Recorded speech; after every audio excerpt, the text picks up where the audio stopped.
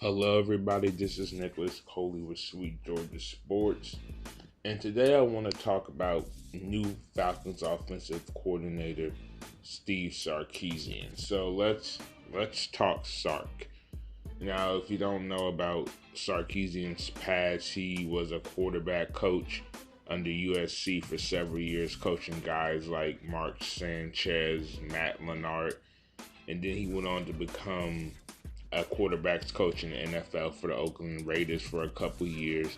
He went on to become the head coach of the Washington football team, where he, became famous for being this very innovative offensive mind, this offensive genius in a sense.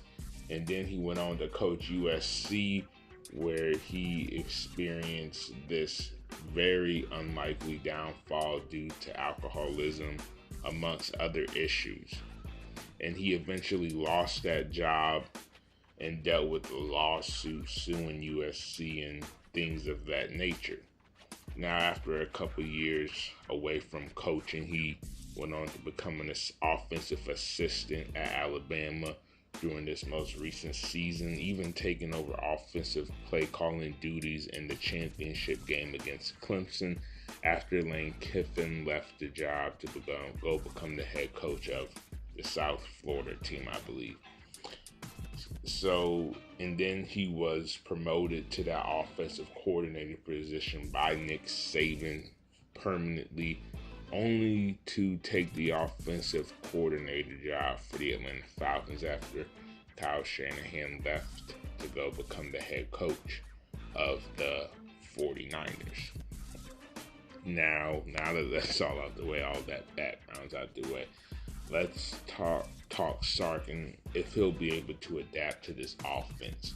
Now, first, I do want to point out where this video idea came from. The reason I'm making it right now is because of an article I read by Pete Prisco. He wrote this really nice profile over Sarkisian on CBS Sports, just talking about his progress as a man and as a coach since his, meltdown, his fallout with USC a few years ago.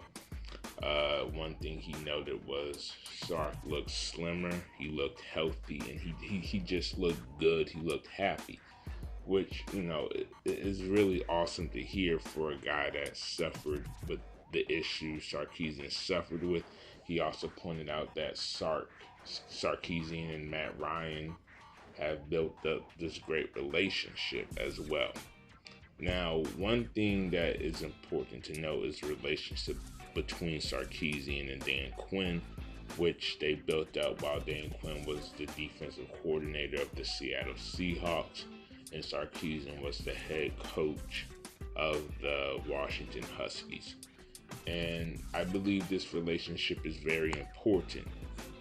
They have a bond, they have this trust built up, a trust that I'm sure Dan Quinn really believes in and has faith in.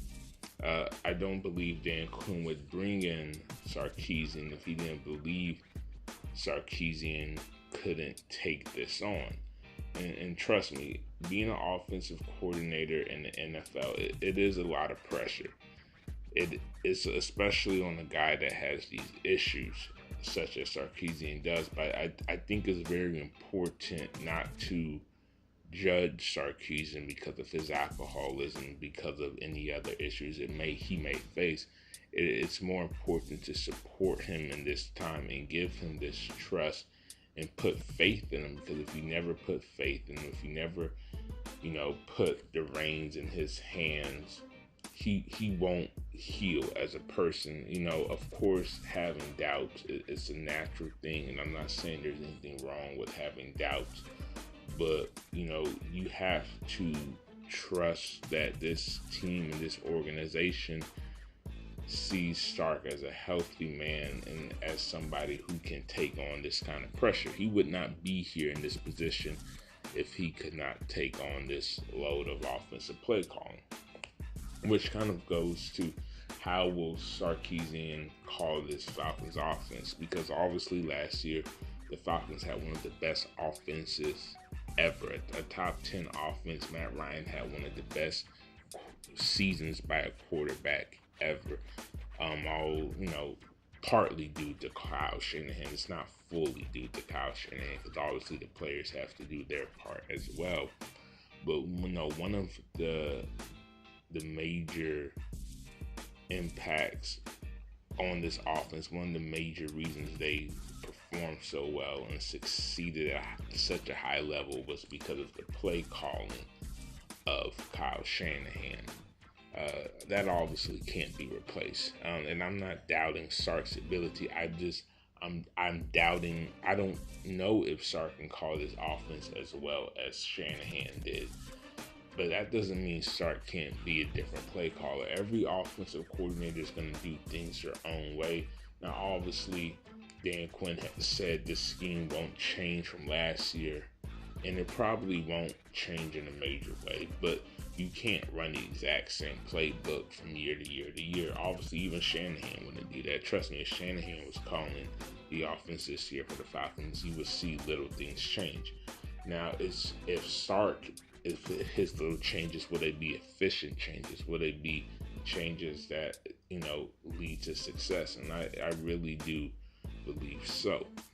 As I said, Sark, he became a head coach at 34 years old. You don't become a head coach at such a young age when you aren't good, this guy was getting NFL consideration at points. He was really on a meteoric rise to the top before he, obviously I don't want to keep bringing it up because it's kind of, beating the drum. But, before his alcoholism came up, Sark was, he was on a meteoric rise, going through the rankings, Washington, USC, and next stop was probably the NFL, which he is in the NFL now, of course, but not as a head coach. But, this all goes back to how bad does Sark want it. I believe Sarkisian is in the right mindset from everything I've read, from everybody that has talked about him and been around him. He's in a good mind. He's in good spirits. And at the end of the day, all we can do is have faith in him and put our faith in him. And we shouldn't doubt him to such the insane levels as I've seen. Doubt health. It's always good to have a healthy skepticism of anybody, of any player, of any coach. But don't let your skepticism go overboard with Sarkisian, and don't let your doubt go overboard with Sarkisian as well. I believe this guy's on the right track, and from my understanding, he's doing all the right things to stay on this track. I believe in Sarkisian, and I hope you all do too. But anyways, this has been Nicholas Coley with Sweet Georgia Sports, and I'll talk to you guys later.